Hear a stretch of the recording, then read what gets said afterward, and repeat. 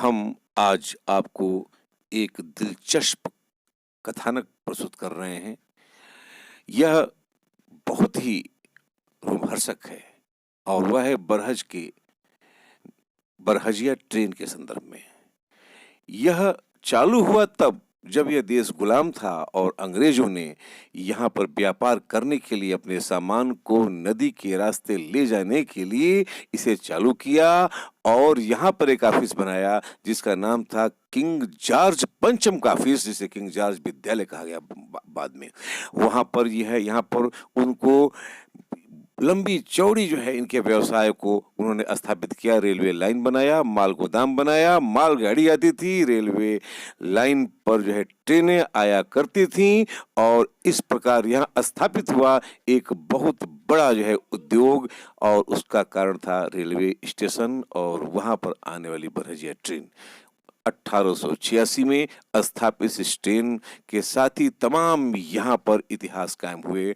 उसके बाद कई बार इसे उखाड़ा गया, बनाया गया, बिगाड़ा गया, बनाया गया, बंद किया गया, चालू किया गया, लेकिन उसके बाद भी यह बरहजिया ने रिकॉर्ड कायम किया है। आज इस पर विद्युत ट्रेन दौड़ रही है और इसको आगे तक भी जाना है। बहुत कुछ कहानियां ये कहती हैं, हम आपको ले चल रहे हैं आज इस आलेख की ओर। आलेख अंजनी कुमार उपाध्याय द्वारा प्रस्तुत किया जा रहा है। हम चल रहे हैं बरहज के रेलवे स्टेशन की ओर।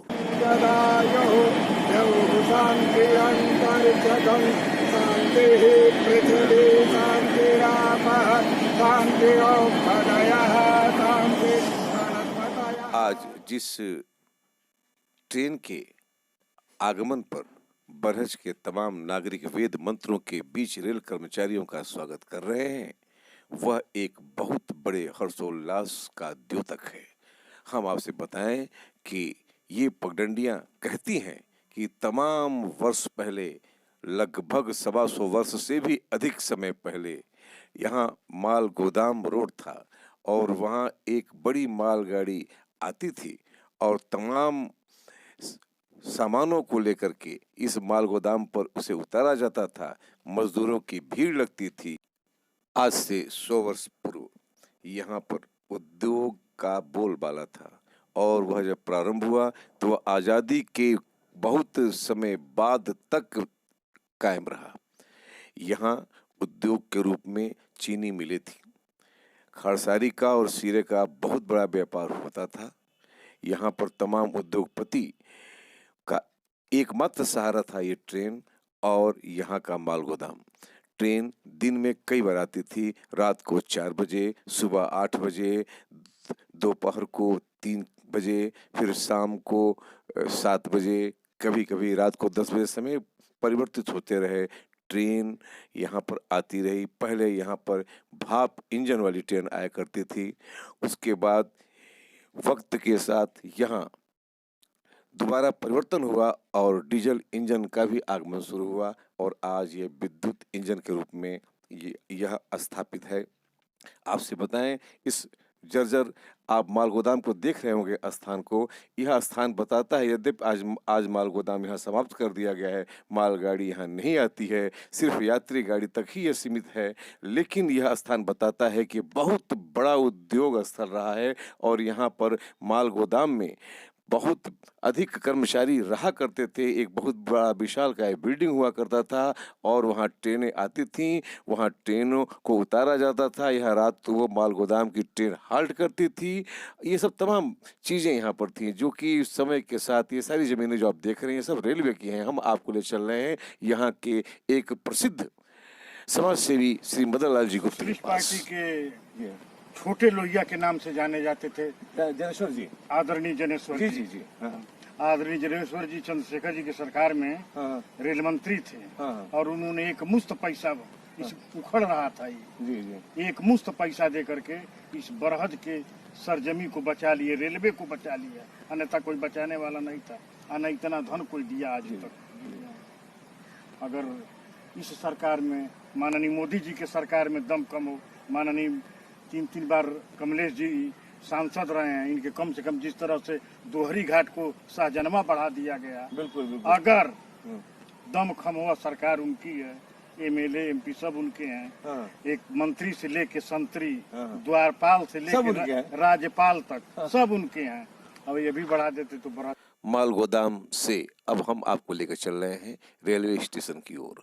ये मार्ग जिसे आप देख रहे हैं ये रेलवे की निजी संपत्ति है और इस मार्ग पे कभी गाड़ियां चला करती थीं। रेलवे स्टेशन के लिए तमाम वाहन मिलते थे, लेकिन हम आपको उस मार्ग की ओर ले चल रहे हैं जो सीधे हमें रेलवे स्टेशन तक पहुंचाता है। ये है रेलवे स्टेशन का मार्ग, आप देख रहे होंगे। इसमें सामने आपको दूर से दिखाई पड़ रहा है ये विश्रामालय है। जी हाँ, आप देख रहे होंगे जैसी अवस्था में पड़ा हुआ है, यह वह विश्रामालय है। कभी यहाँ जो है यह बन करके तैयार था, यहाँ पर यात्री विश्राम किया करते थे। आज स्थिति यह है कि एक जर्जर और खंडहर के रूप में है। बहुत पुराना भी नहीं है ये, लेकिन ट्रेनों के बंद होने से ये ट्रेन जो है एक बार बंद हुई, तब जब ये छोटी लाइन थी और इसे बड़ी लाइन के रूप में परिवर्तित करना पड़ा तो ये ट्रेन बंद हुई। और उसके बाद यहाँ पर श्री जनेश्वर मिश्र के, जो कि रेल मंत्री थे, उनके कृपा से, उनके चाहने से ये छोटी लाइन जो है बड़ी लाइन में परिवर्तित हुई और यहाँ पर फिर डीजल इंजन का आगमन शुरू हुआ।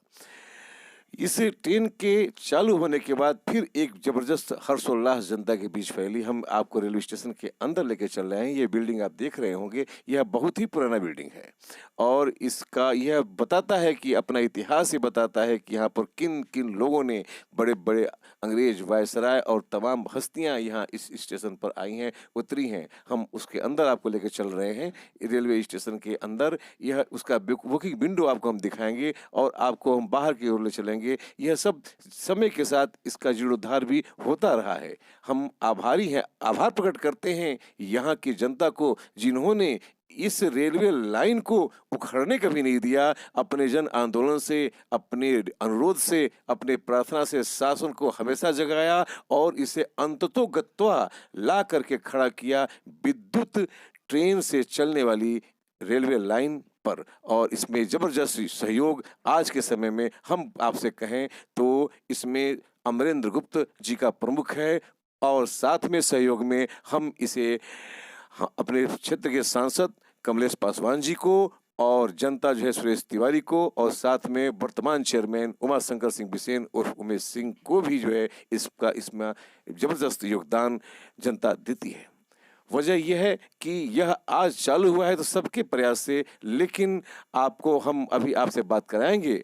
हमारे बीच अमरेंद्र गुप्ता जी मौजूद हैं, सभासद भी मौजूद हैं, इस क्षेत्र के कुछ उद्योगपति भी हैं। हम सबसे आपकी वार्ता कराएंगे, लेकिन उसके पहले हम आपसे बता दें कि इस रेलवे लाइन के इतिहास में फिर एक बार झटका लगा तब जब कि कोरोना का संक्रमण हुआ और उसके साथ ही इसे विद्युतीकरण और डबल लाइन करने की बात आई।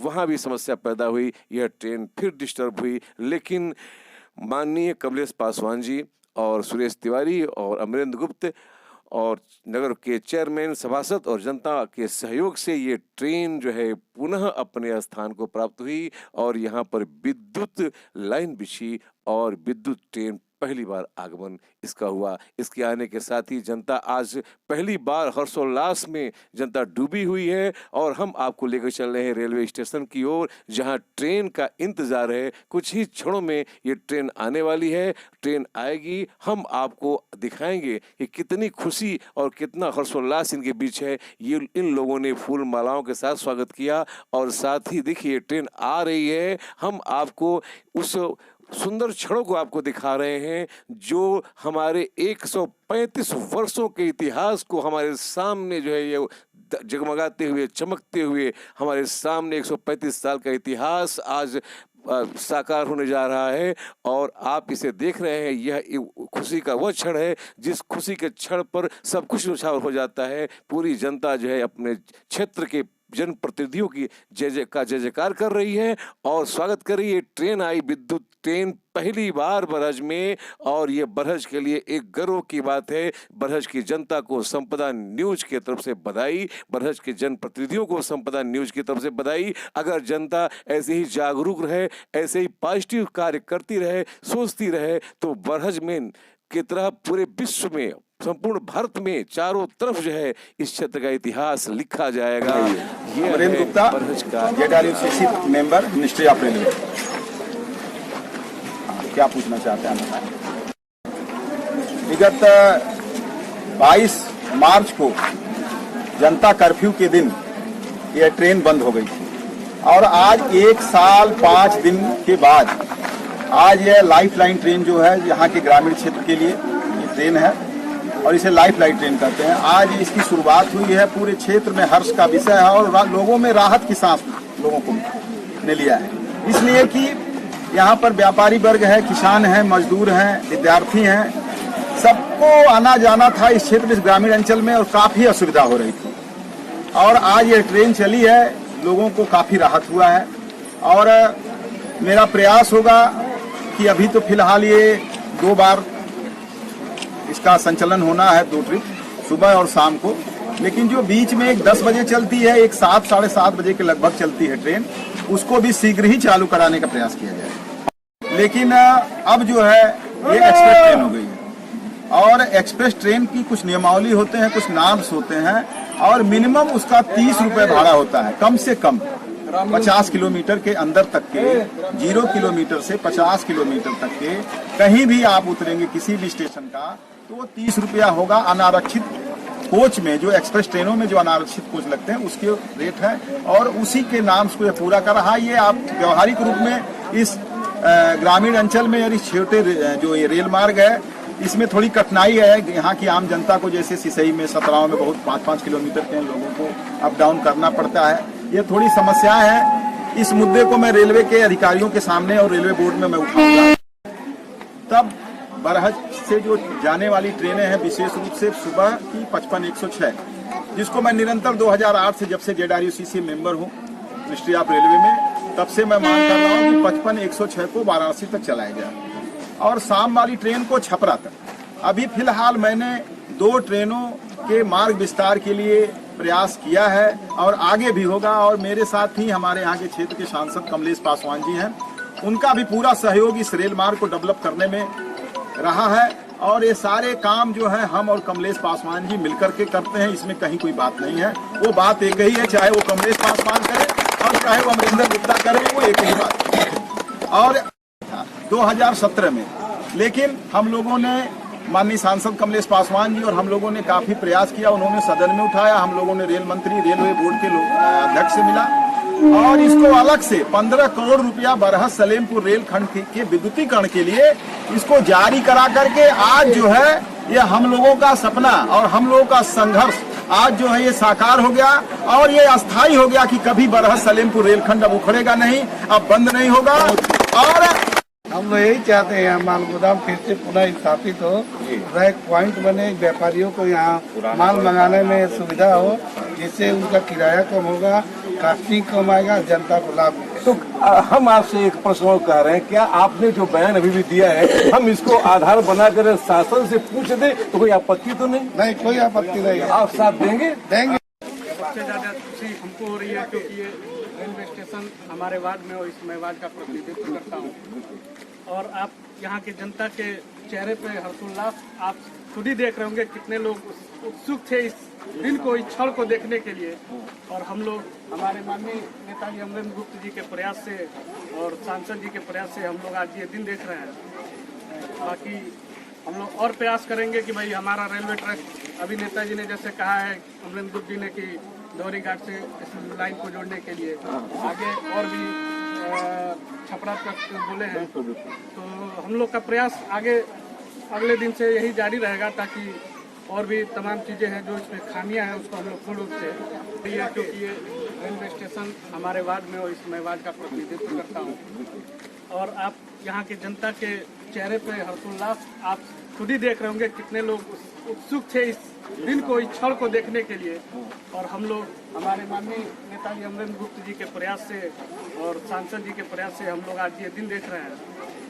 बाकी हम लोग और प्रयास करेंगे कि भाई हमारा रेलवे ट्रैक, अभी नेताजी ने जैसे कहा है अमरेंद्र गुप्ता जी ने कि डोरी घाट से इस लाइन को जोड़ने के लिए आगे और भी छपरा तक बोले हैं, तो हम लोग का प्रयास आगे अगले दिन से यही जारी रहेगा ताकि और भी तमाम चीजें हैं जो इसमें खामियां हैं उसको हम लोग पूर्ण रूप से वैसे इसका कनेक्शन आगे बढ़ाया जाए, यही हम लोग चाहेंगे कि इस होली के मौके पर सरकार ने दिया है इलेक्ट्रिक ट्रेन, इसको और आगे बढ़ाए इससे कनेक्शन छपरा तक, गोरखपुर तक, बनारस तक चलेगा।